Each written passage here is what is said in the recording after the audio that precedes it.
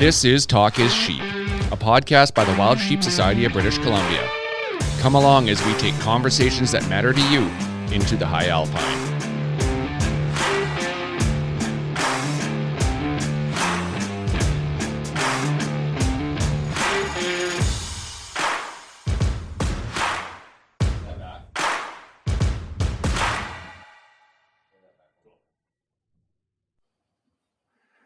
Mr. Hamilton, good day. It is. It's a beautiful day in my neighborhood. We had pretty gnarly winds last night. It was pretty spicy. Snow was coming down, but now we're a beautiful blue blazer. Sun is shining, wind has dropped, and the snow is melting. Gotta love the north. Here we are on the cusp of Christmas. Hey, phenomenal that Oh my God. 21 just slipped by like this. And we were like, okay, we're COVID-free. Life is back to normal. And not yet. Suckers. Stand by for further. What sucks is right now is we're heading to Reno in a couple of weeks for the sheep show. And I'm literally right now looking at the Air Canada website and which COVID test I need to get to go in and come back, and they're different and one's sold out. Like, come on, people, wash your damn hands. Yeah, good times.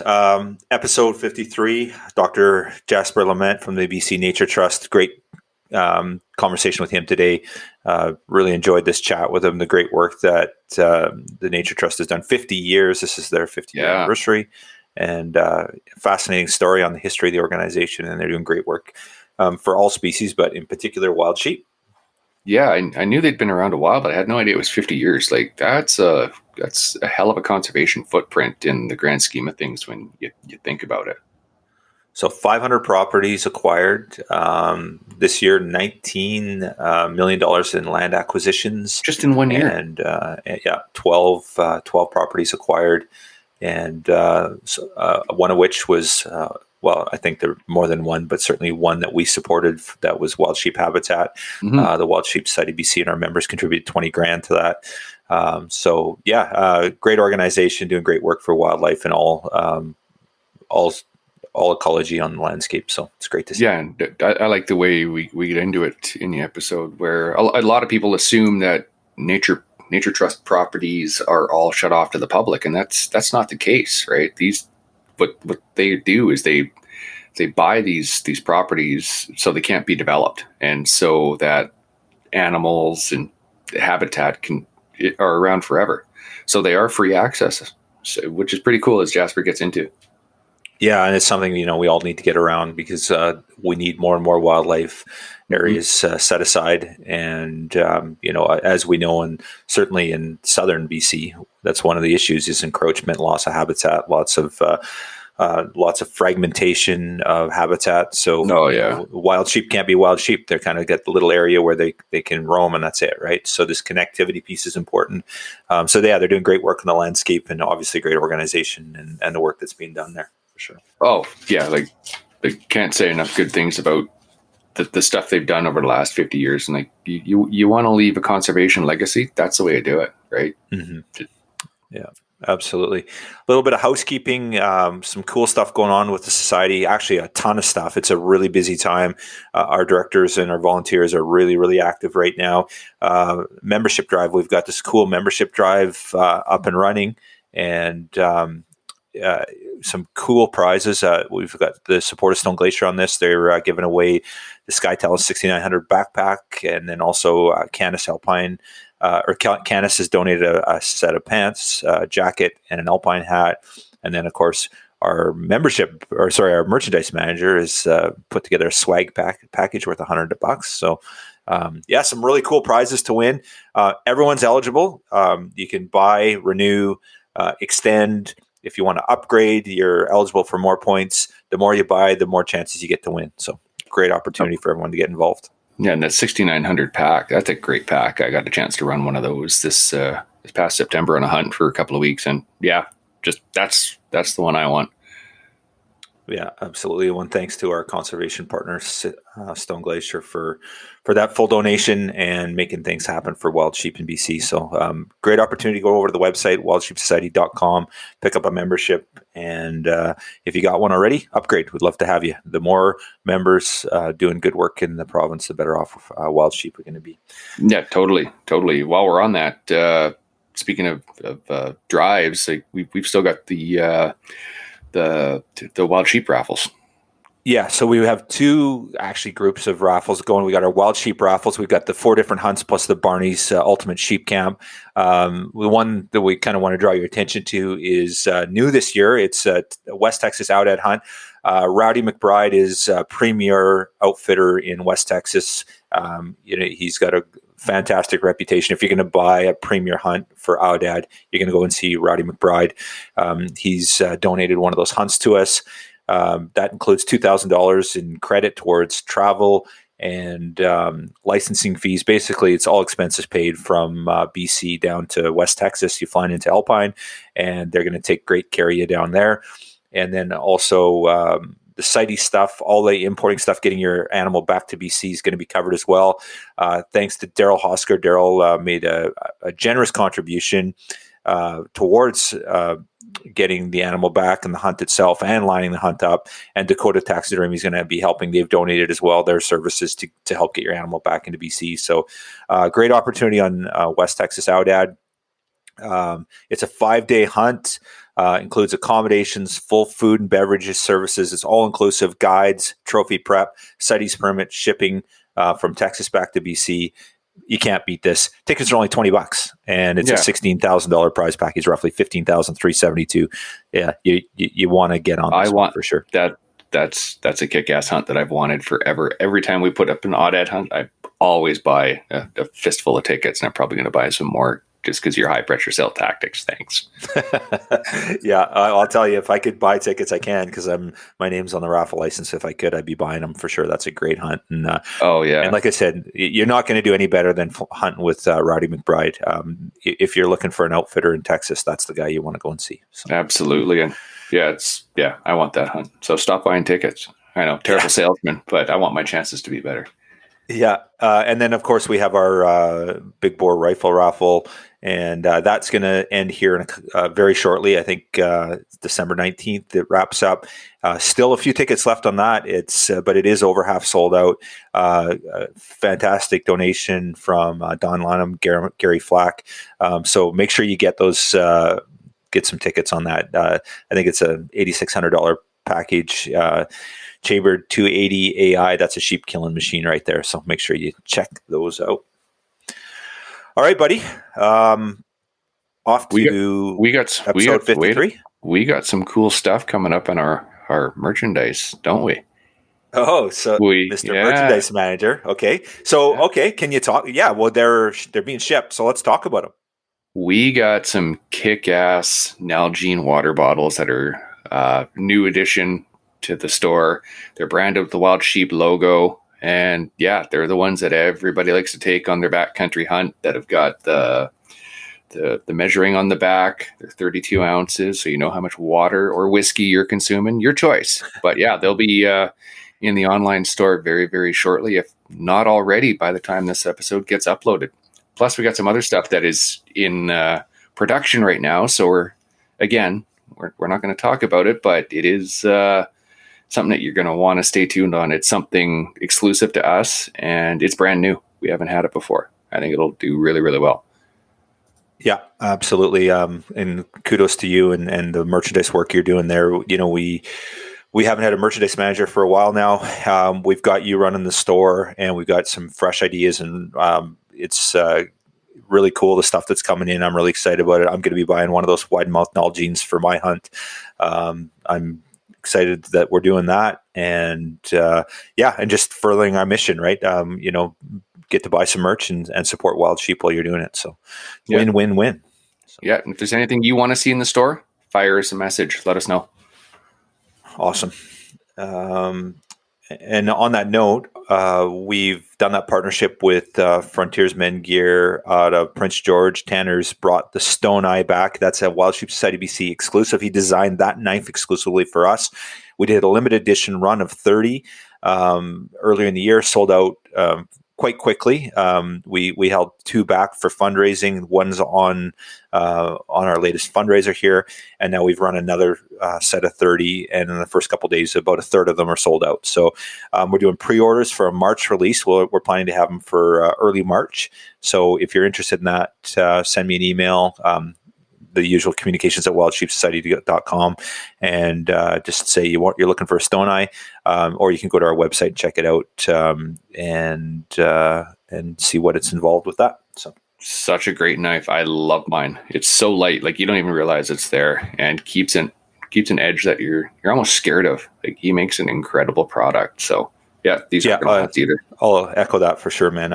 I'm the same. I love mine, and used that on my mule deer hunt this fall, and loved it. Unfortunately, I didn't cut any sheep with it, but there's always next year. Yeah, that's a bonus.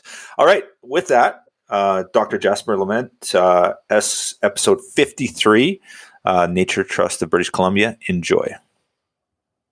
Across Canada and throughout the world, if you come across a campfire in the woods, on a mountaintop, or next to a river, you'll find warm company and friendly people gathered around. Regardless of your lifestyle or place you call home, we invite you to learn more about what it means to be a hunter in the modern era. If you love the outdoors, care about where your food comes from, and are concerned for the future of wildlife and the environments that they need to survive, pull up a seat. We have a story to tell. Welcome to our campfire. Good morning, Jasper. Welcome to the show. Good morning, Kyle. Excited to be here. Thanks for the invitation to talk as sheep. Yeah, really, really happy to have you on the show. And I know this is a fantastic year for the Nature Trust of BC and yourself. And just really excited to hear your story and hear what's going on with Nature Trust and the important projects you're working on. Outstanding. Yeah, it's exciting. This is our 50th year since we were founded back in 1971. And we are celebrating 50 years by acquiring properties across BC, including some important habitat for wild sheep. And so excited to come on your podcast and talk about our partnership with the Wild Sheep Society of BC and now the Wild Sheep Foundation as well. Yeah, absolutely. I was really excited to see the foundation support this as well. They do fantastic work in BC and always stepping up. So it was great to see them part of this last land acquisition. So we're going to jump into the details of all that. But before we kind of get there, you've been the CEO of the Nature Trust of BC. I think the Nature Trust is the biggest land conservancy organization in British Columbia. Is that correct, Jasper? Well, we're the biggest provincial land trust in BC, and we have a portfolio of over 500 conservation properties, totaling 178,000 acres of conservation land. So a amazing portfolio of land for wildlife, and just a great natural legacy. Yeah, fantastic. So I guess let's start there. Let's kind of go back to the infancy. There's a very interesting story that dates back 50 years with the Nature Trust, and I had the enjoyment of listening to your gala here recently. You guys put on a great show and raised a ton of money. It was impressive to watch. It was actually breathtaking from a not-for-profit perspective, and looking at what you guys did there. It was awe-inspiring. So congratulations to you and your team for pulling that off. But learning about the history of the Nature Trust of BC, it's fascinating. I'd love you to share to our listeners, how the Nature Trust came about and the story there. Well, you're right. It is a great story, and it really started with the centennial of BC in Confederation. So the federal government wanted to celebrate 100 years of British Columbia in Canada, and they started by building a museum out at UBC, and then there was some money left over, and so the prime minister at the time, who was Pierre Trudeau, asked for ideas about how to invest that money in a appropriate celebration of BC.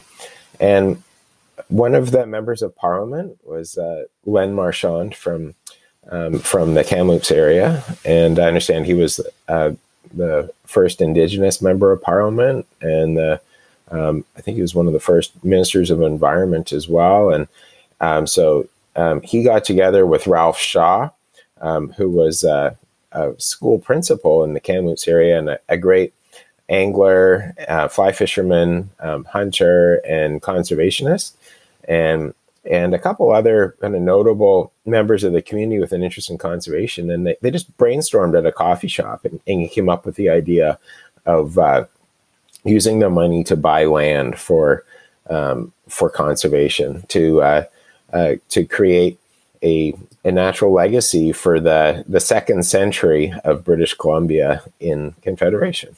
And so that idea went back to Ottawa, and the Prime Minister reached out to a notable British Columbian by the name of Bert Hofmeister.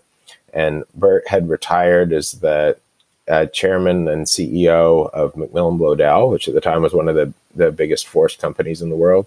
And he was just spending some time on his ranch and enjoying retirement. And the Prime Minister asked him if he would lead a new organization to invest this money in protecting land in BC. And he jumped at the challenge, and he was our chair of the board for about 2 decades. And he recruited the best scientists of the day, like Dr. Ian McTaggart-Cowan at UBC, who actually was notable for his wild sheep biology work, amongst many other things. And Dr. Bert Brink, also from UBC, a great expert on grasslands. And then some of the business leaders of the day, and people from across BC. So he brought together this board of business and science expertise, and they started investing these federal dollars in protecting land across our province. And the rest is history. So 50 years later, as I mentioned, now 178,000 acres of land.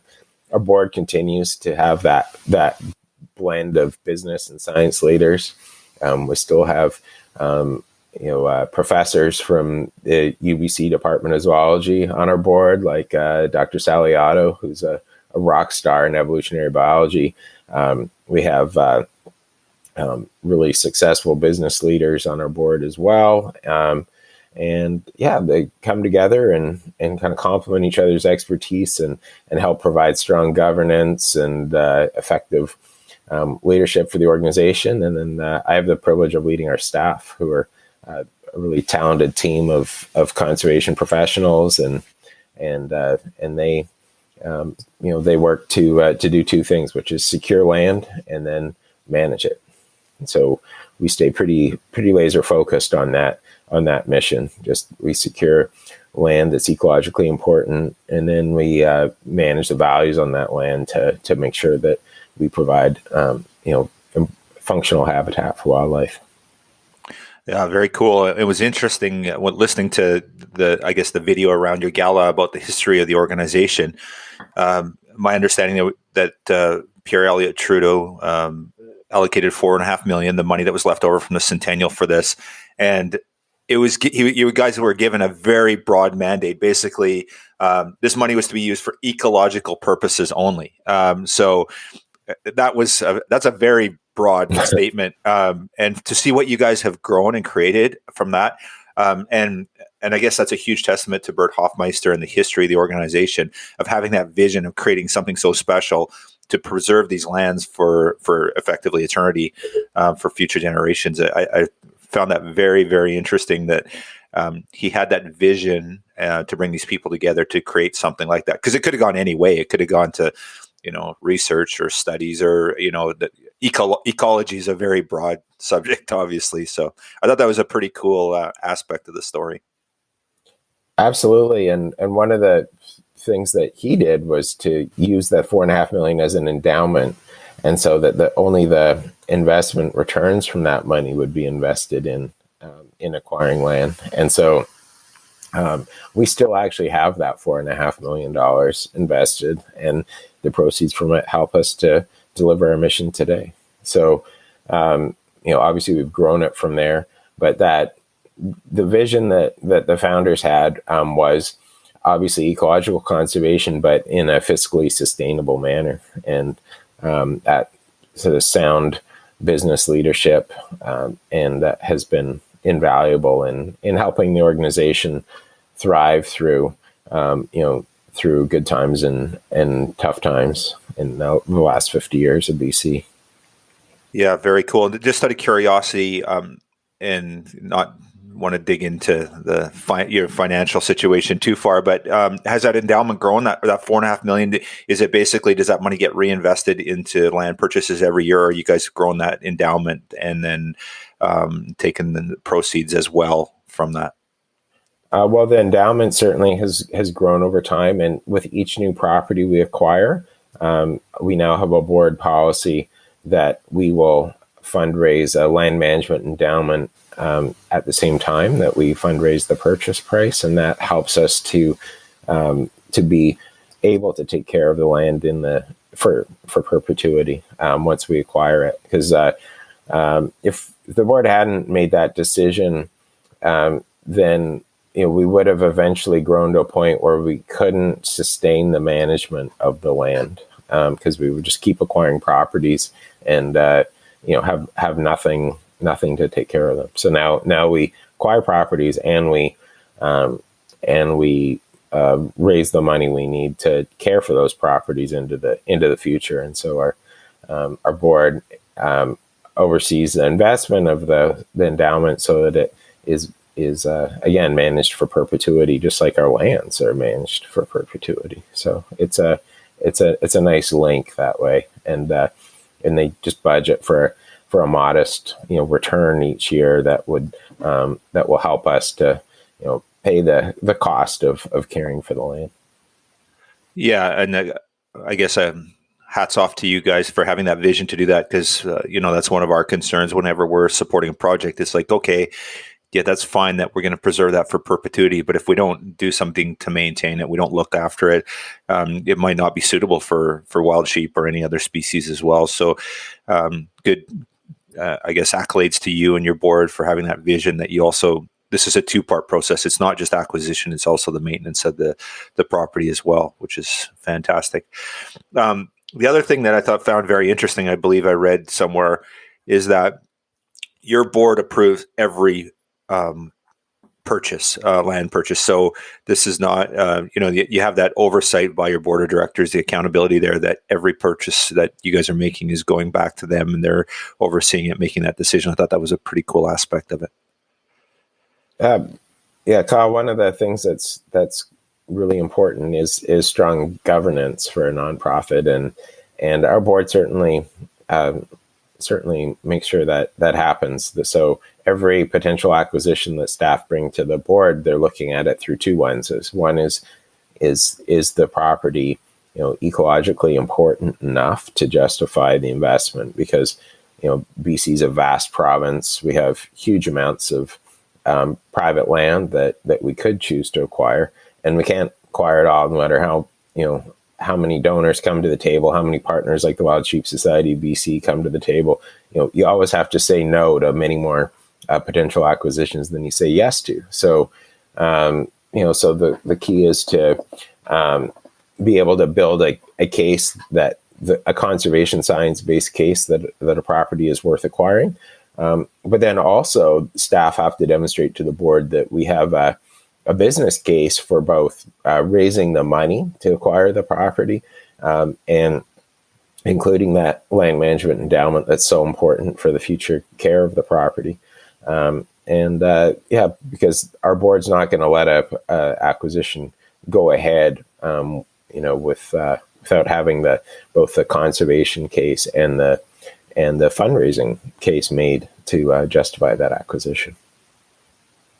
So, just out of curiosity, Jasper, what are some of the criteria that of interest from an ecological perspective that would sort of qualify? And I appreciate that it's really vast and stuff, but I guess kind of the big, is it multi-species are benefiting, or kind of what are some of the factors that go into that decision around the ecology side of things? A great question, Kyle. So first and foremost, the Nature Trust of BC is a biodiversity-driven organization, and we were one of many partners that contributed to the development of a biodiversity plan for BC called Biodiversity BC.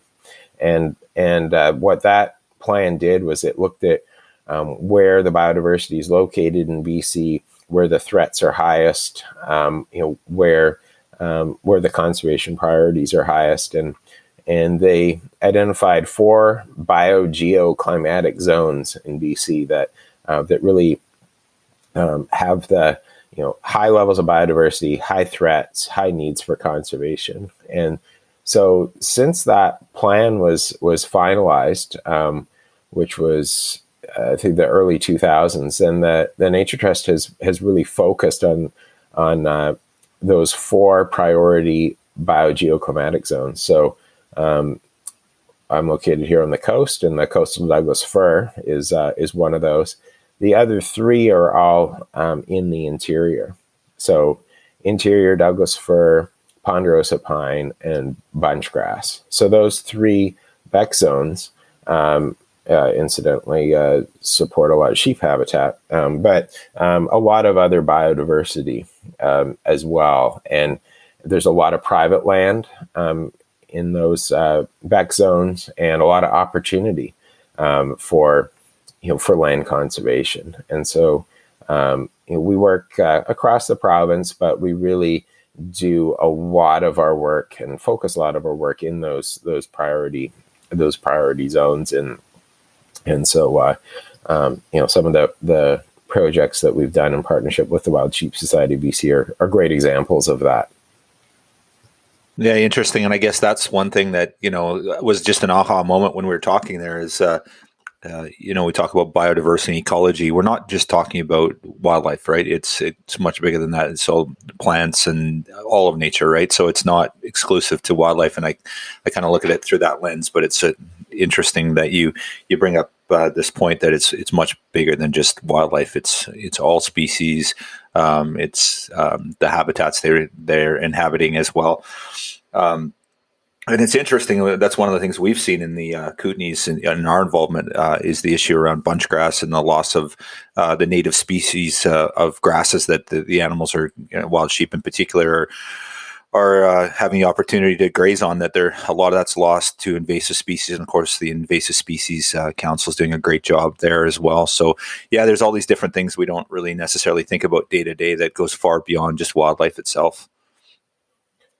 Yeah, and the encroachment of conifers into bunch grasses is a problem in some areas, and actually it's a place where there's some opportunities for boots on the ground partnerships where we've done volunteer work days, especially in the East Kootenay and also in the South Okanagan, to bring people like members of Wild Sheep Society BC.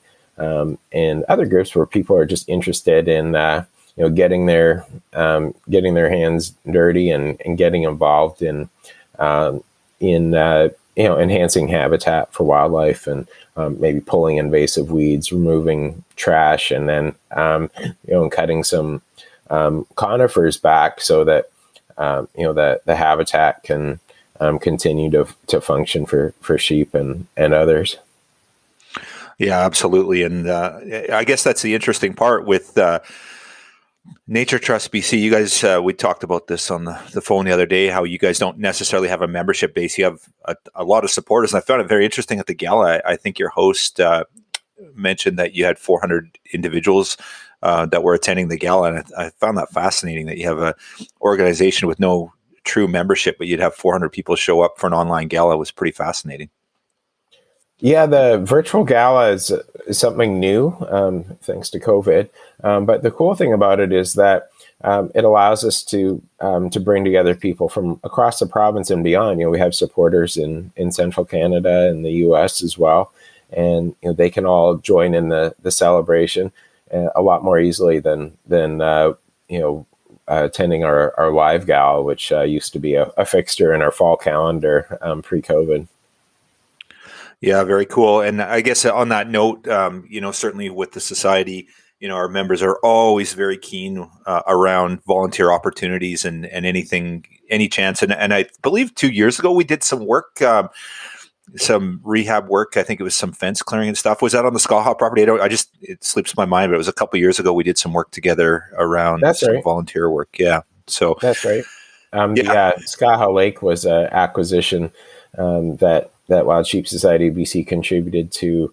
That was probably about 5 years ago, and then that was building on a complex that the Nature Trust started acquiring back in the 80s and 90s. So there was one property that we missed back then, got away from us, and the people that bought it at the time held on to it for a couple decades, and then we developed a relationship with them, and they agreed to do a bargain sale to us, and so that the property could be conserved. And so thanks to Wild Sheep Society of BC for being one of our partners on that acquisition. And then as you said, some of your members came out to help with some habitat work on the ground at the time. And the Okanagan is incredibly important to the Nature Trust. That's our where we have our largest footprint of conservation lands, and we have staff based in Penticton, and they're caring for a huge portion of our conservation land portfolio, and it's great to have volunteers to come out and help to make a difference on the ground.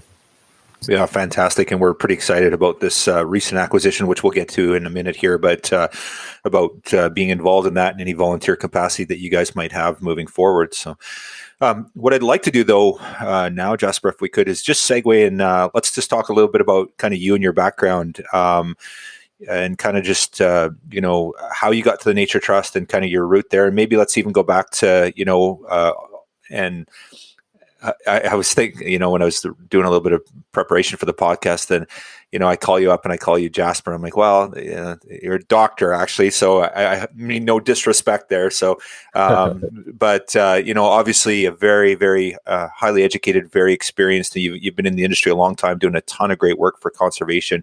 Do you maybe want to, go back to your early days and talk about, I guess maybe even start about your interest in ecology and wildlife and where that comes from, and then maybe talk about some of your schooling and then your career path to what brought you to the Nature Trust.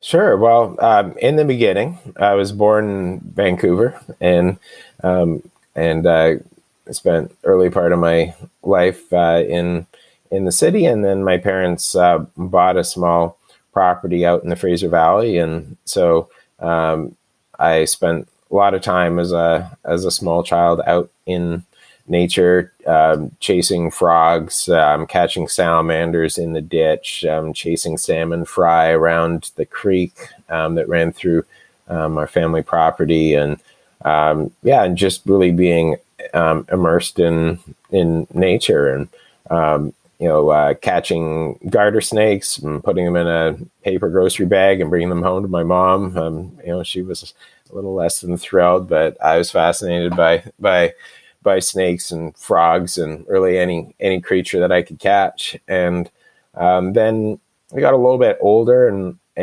my dad developed an interest in trout fishing, and one of his contacts had told him about a lake up near Merritt, and said, "Oh, it'd be a great place to take your kids fishing." And so he took my brother and I up there for a weekend, and we just had an amazing time.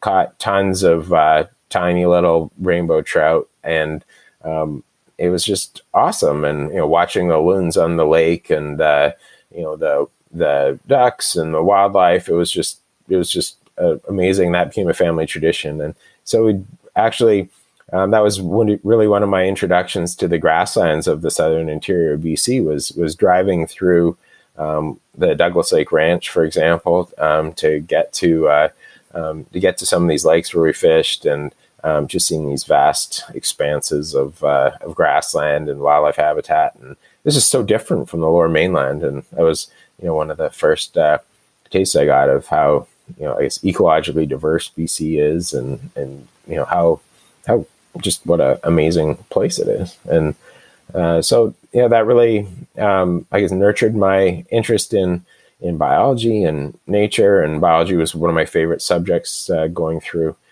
school, and went away to university, and biology was one of my areas of concentration as an undergrad. And at that time, it was really hard to get a foothold in the biology profession. The economy wasn't great, and the agencies weren't hiring, and a bachelor's in biology was basically a ticket to waiting tables, which is what I was doing all the way through university, waiting tables, tending bar, that kind of thing. So I realized that I was never going to be able to do biology without a graduate degree. So I started exploring opportunities and ended up actually pursuing my PhD down in the U.S. And I got a PhD in biology at the University of Miami.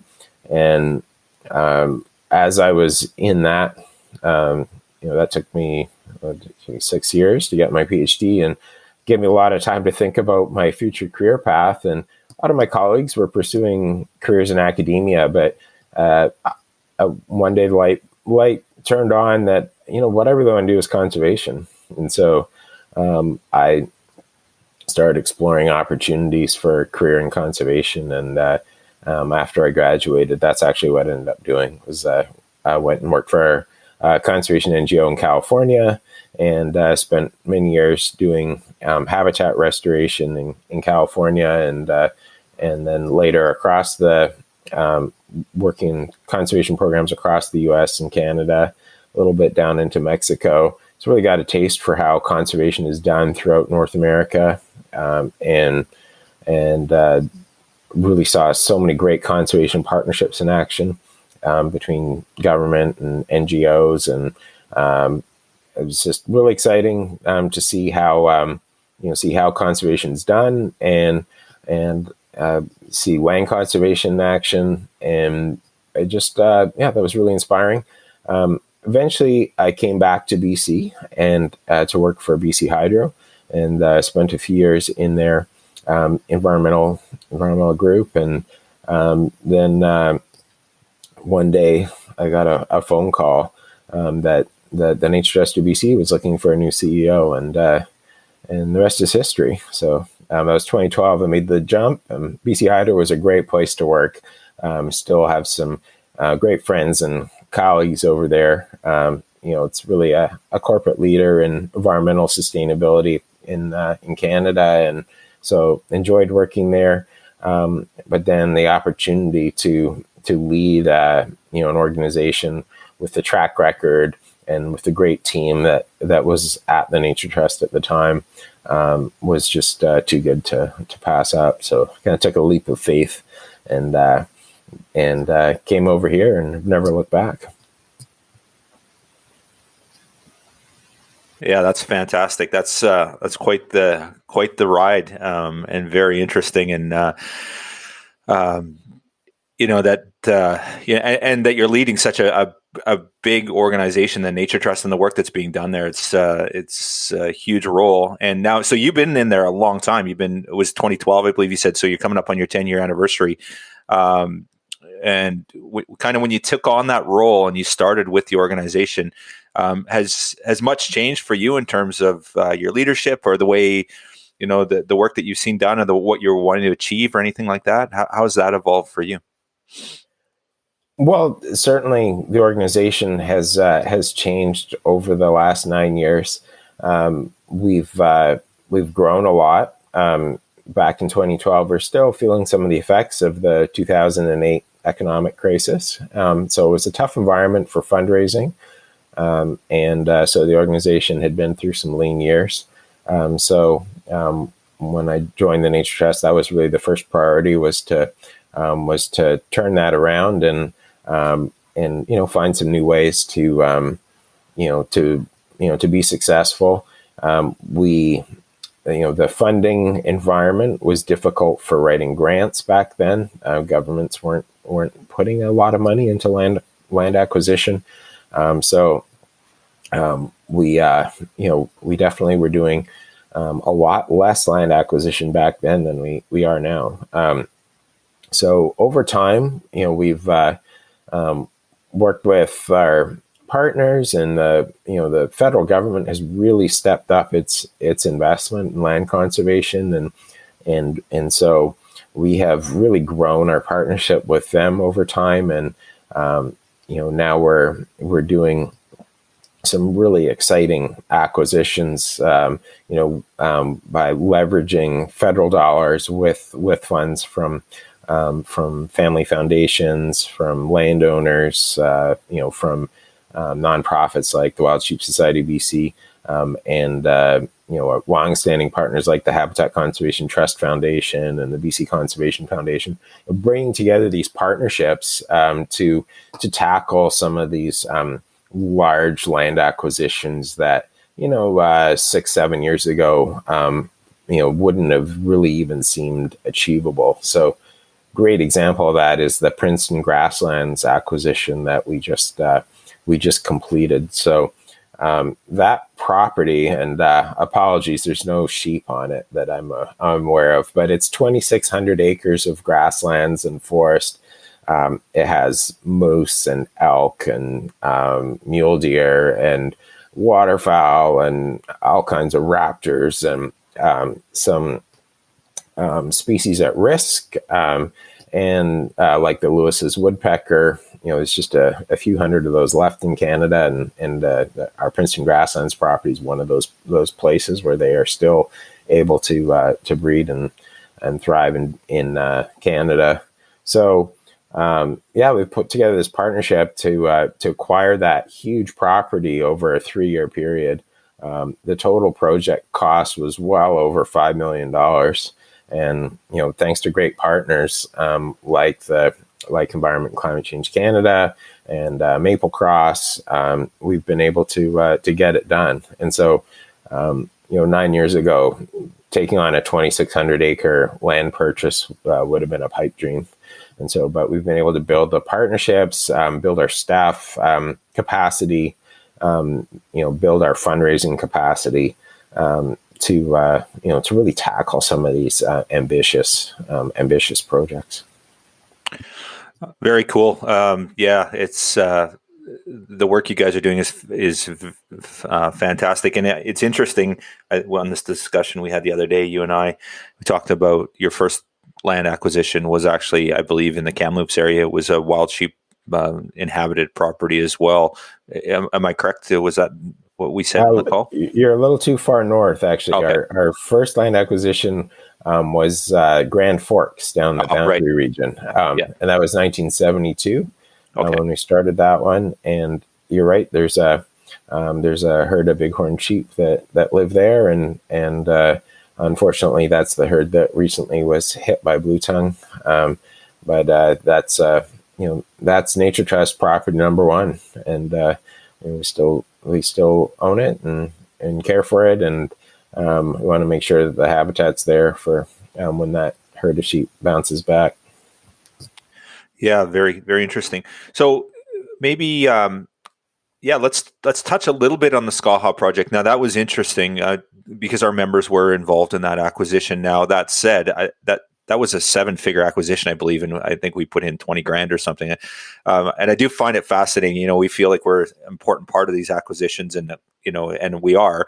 But I find it interesting that we're putting our $20,000 or whatever the case may be. Meanwhile, it's a $7 million property. I find that just fascinating that there's that money there, and you guys are able to do so much work with that. Well, you've got to build these broad, diverse partnerships to be able to tackle these projects. And Skaha, that was actually the third acquisition that we did there. It was called Lot C because, as I mentioned, back in the 80s and 90s, we did Lots A and B.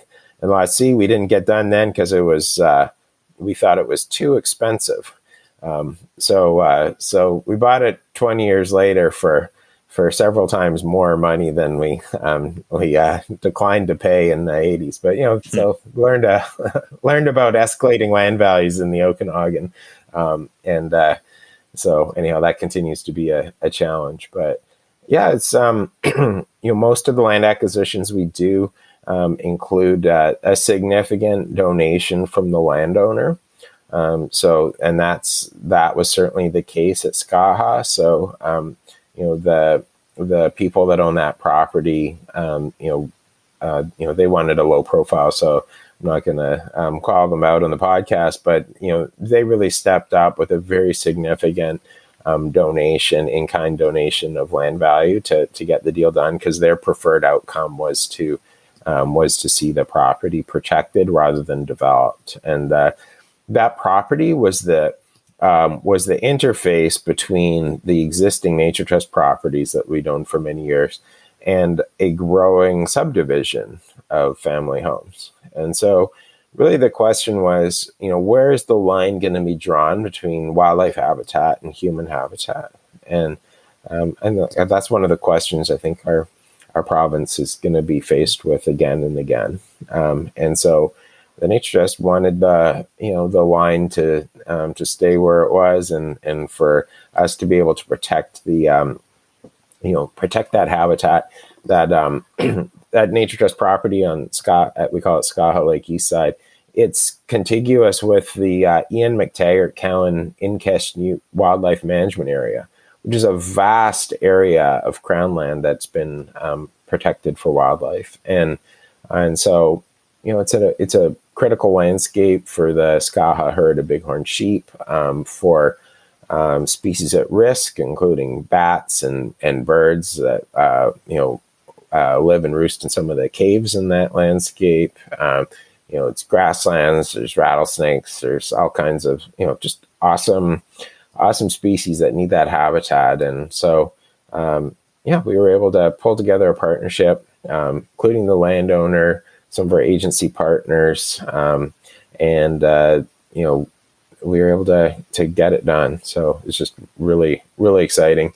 And that was actually one of the last land acquisitions that I negotiated before we actually grew our staff to add a director of conservation land securement. So we've over the last 3 years, we've had that new position that's really helped us to accelerate our pace of land acquisition, because I used to do land acquisition off the side of my desk, and while also trying to lead the organization. So now I'm able to rely on dedicated staff doing nothing but securement, and I think that's helped us to grow the organization, to be more successful, conserve land faster, and that's our strategic priority, is to accelerate land acquisition, to get this land protected while we can, because we're up against the clock for biodiversity conservation in BC, and now's the time to protect the important habitat, to build these resilient landscapes of conservation lands that connect to each other, that make sure that there's room to roam for bighorn sheep, and places for all our wildlife species to survive and thrive for the next 50 years and forever. Yeah, interesting. The connectivity piece is so important for obviously so many different species, but wild sheep in general. And obviously we're seeing that in the Kootenays, the issue around fragmentation, and so that connectivity piece is such a huge, important piece of the conservation aspect, especially with our wild sheep and other ungulates and other species as well. And it's interesting, you talked about 2021, about accelerating your land acquisition. One thing that stood out for me I think it was through the gala, I noticed that 12 properties in 2021, $19 million. I wonder if your forefathers, if Bert Hoffmeister would have visioned spending $19 million and acquiring that kind of land in this day and age. It's pretty phenomenal. Quite a year for you guys. Yeah, it's been our biggest year ever for land acquisition. We're not done yet. I'm just signed a couple of deals in the last couple of weeks, so we're still pushing ahead. There's a lot of opportunities that are coming towards us. The next one we're going to launch is in the Kootenay. Actually, you mentioned the Kootenay a couple times.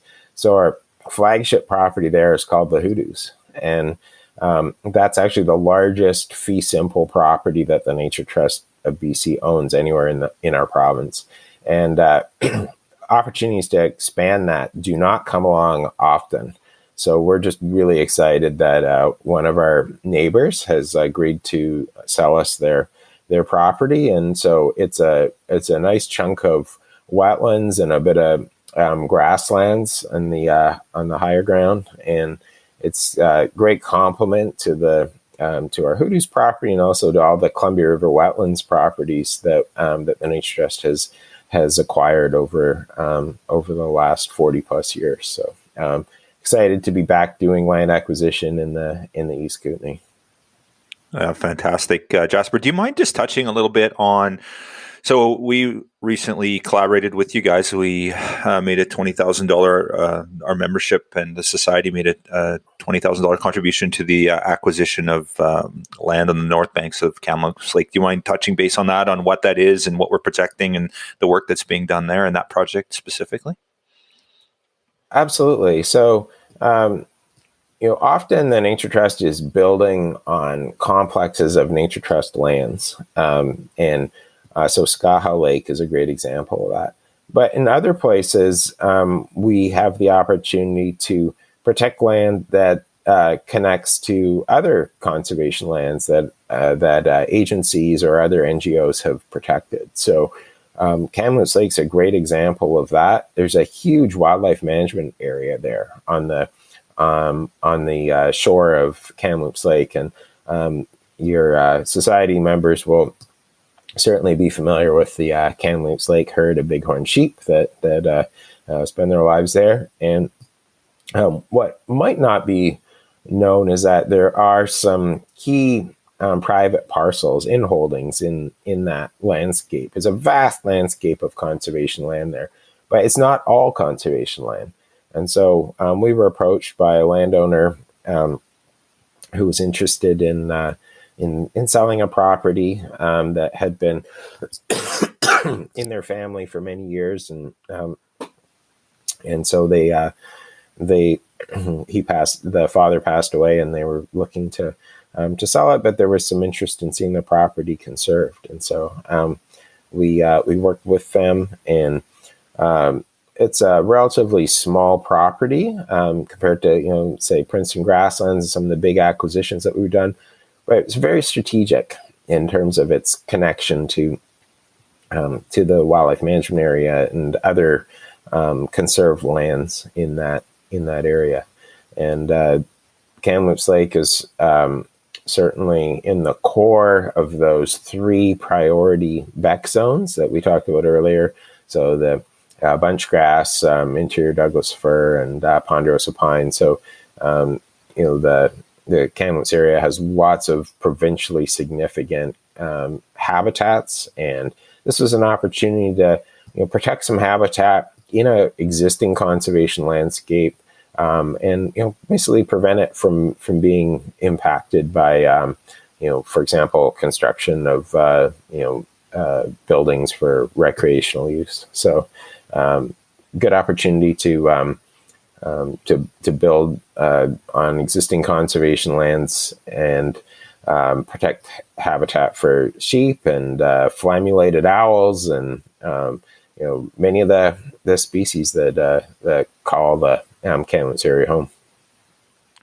Yeah, fantastic. So I know a number of your acquisitions you have to be, somewhat cautious about, in the sense that other people are trying to acquire these lands, and some of them have to be confidential, and the work that you're doing in the sense that there are competing interests, obviously industry, and then other people that maybe want to acquire these lands. And I know that we've been looking at another project working with you guys, and I'm hoping that that's going to come together by the end of the year here, and we can make an announcement on that. But are you able to talk about any of the work that's being done? You mentioned the hoodoos, that's in a work in progress, that's coming together. Is there anything else that you're able to share with us about what you guys got on the horizon? Well, the hoodoos acquisition is I mean, it's not even hot off the press because I don't think it's even hit our website yet. But okay. So that's breaking news. Cool. That's congratulations. That's really exciting, and our board is meeting next week actually to consider a couple more acquisitions. One of them in the South Okanagan. So keep an eye on our website, naturetrust.bc.ca, to see some new acquisitions which will be launched over the next few weeks, and the first part of 2022. What else can I tell you about? I know you live on Vancouver Island, and so we recently completed one of our biggest land acquisitions ever on Vancouver Island in terms of the cost of the land.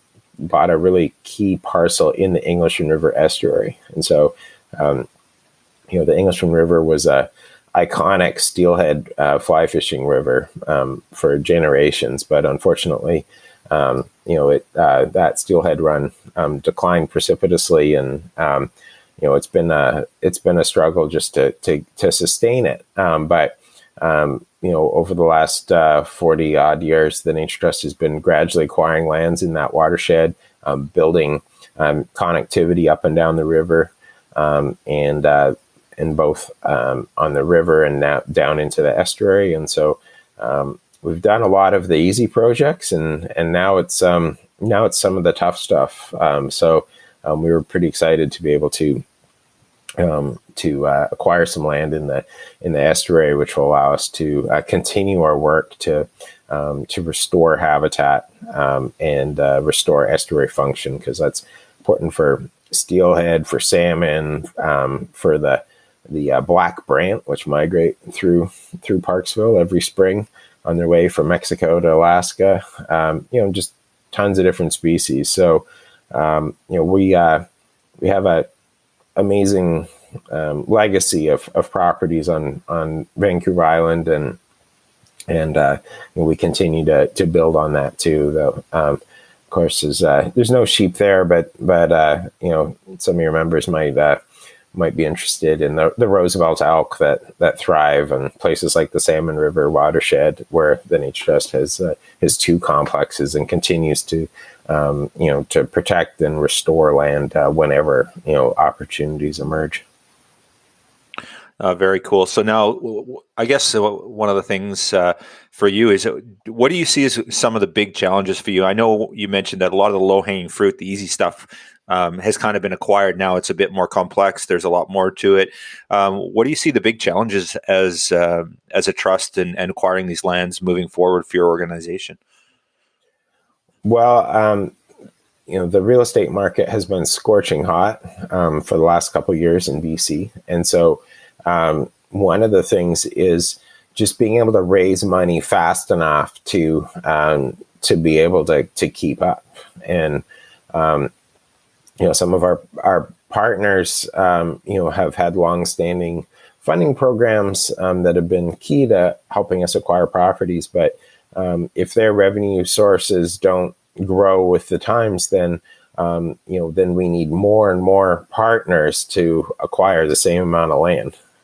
And so I think that's one of the key challenges. And so we're always looking for ways to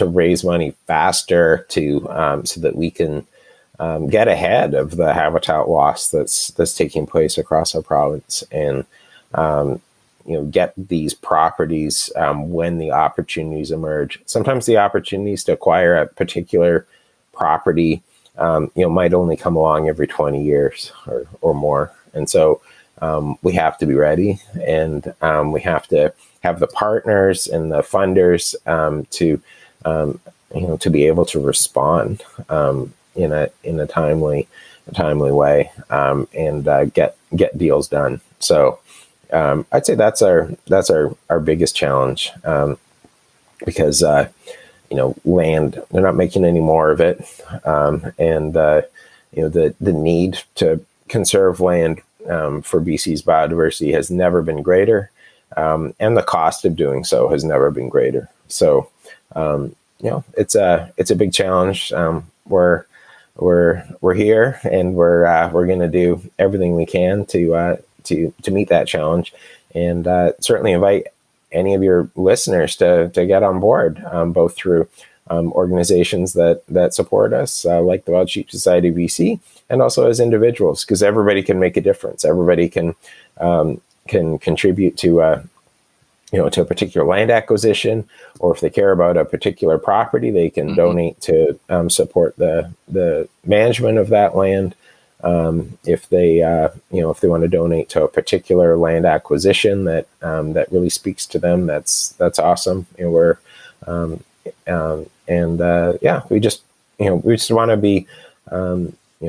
to be accessible to anyone that shares our passion for conserving land in BC, and wants to be part of the success that we are pushing forward for. Right on. One thing with the Nature Trust acquired lands, how does that work in terms of access and that sort of stuff? In terms of people wanting to recreate and public access, that sort of stuff. How does that work? Are there restrictions on that, or what does that look like, Jasper? So, as I mentioned, we have over 500 properties across BC, and there's a huge range of properties, and everything from properties right in the middle of cities. One of the first properties that the Nature Trust acquired was not far from Victoria and Saanich at Swan Lake Christmas Hill Nature Sanctuary. And so that's a property that's now surrounded by development.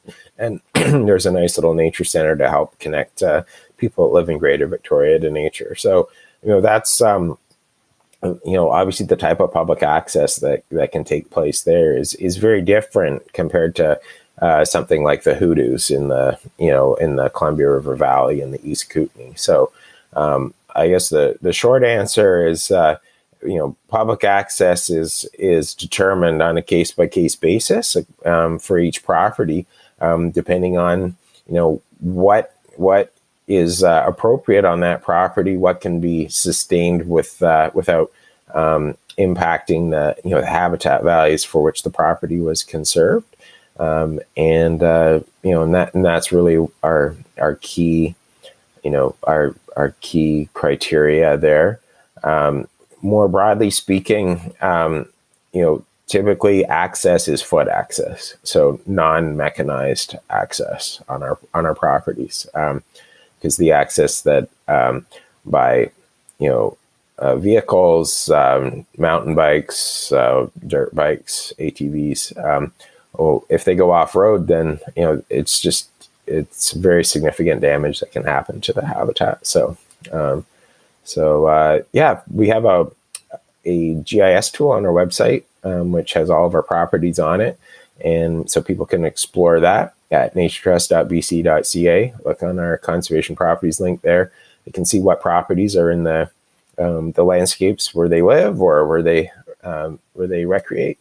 And they can learn more about our properties, and if they have questions about public access, the best way is actually just to reach out to our conservation land manager that takes care of that property, and they can, ask them questions about, what type of access is allowed there, and go from there. Our land managers love hearing from people about, visiting our properties. Fantastic. Well, it's great to see that you guys are acquiring these properties and doing the right thing for the biodiversity. It's not necessarily, you're not catering to special interest groups, or the first thing foremost is the preservation of of the property itself and the species that roam and the ecology aspect of it. So that's fantastic. And then I also want to thank you for your Swan Lake purchase, because I use that all the time. Oh, really? It's such a I think there's a trail that goes through there, a biking trail that we go, that you have access to. It's actually a walkway that goes through the Swan Lake area, and it's just beautiful. I love it. So it's we spend a lot of time when the weather's decent going through there. So it's fantastic. Yeah, Steve, anything else that you have for Jasper to wrap things up before we? No, I'm just gonna add that there's no better way to leave a conservation legacy than doing what you guys are doing, and it's something we're wholeheartedly behind. And yeah, it's great. I love what you do. Awesome. Thanks, Steve, and thanks, Kyle. It's been a lot of fun talking about land conservation, and look forward to continuing our partnership and bringing other wild sheep organizations into the fold that have an interest in protecting land for sheep across BC, because Nature Trust has some opportunities in both the Okanagan and the Kootenays to protect private land for sheep, and we just see that there's going to be opportunities emerging into the future, and with always love to bring new partners into the fold to help us achieve those goals. We really need more paddles in the water to get where we're going, because the sheep need that habitat. BC's biodiversity needs habitat, and we need to find a way to reach out to new people all the time to help get the work done. Absolutely, Jasper, and from our members and supporters, just a shout out to them. We were involved with the Skaha East Side purchase 5 years ago, like you mentioned, and then most recently Kamloops Lake here. There's a $20,000 contribution we made to that land purchase, and we're working on some other stuff together as well, which we're hoping to will all come to fruition. We can talk more about that in the future, and absolutely, our membership and our board recognizes the great work that the Nature Trust of BC does. Absolutely, no question, the work you guys are doing is really good for wild sheep and all species, obviously, that are in the area, and we're just really excited to be part of that. It's right in line with our mandate, so to be part of that legacy is fantastic. So thank you for your leadership with the Nature Trust of BC and the great work that you guys continue to do. I really appreciate it, and really, really excited to be involved in this most recent Kamloops Lake purchase. Thank you. Awesome. It's a pleasure and a privilege. And so, kudos to the Wild Sheep Society of BC for all the money that you've been raising to help conserve BC sheep. And, I wish you continued success, and thanks for including land conservation in your work plan for conservation, because it's one of the tools in our conservation toolbox, and it's great to see organizations embracing land conservation as a way to keep BC's wildlife thriving into the future. Fantastic. Thanks, Jasper, and have a wonderful day.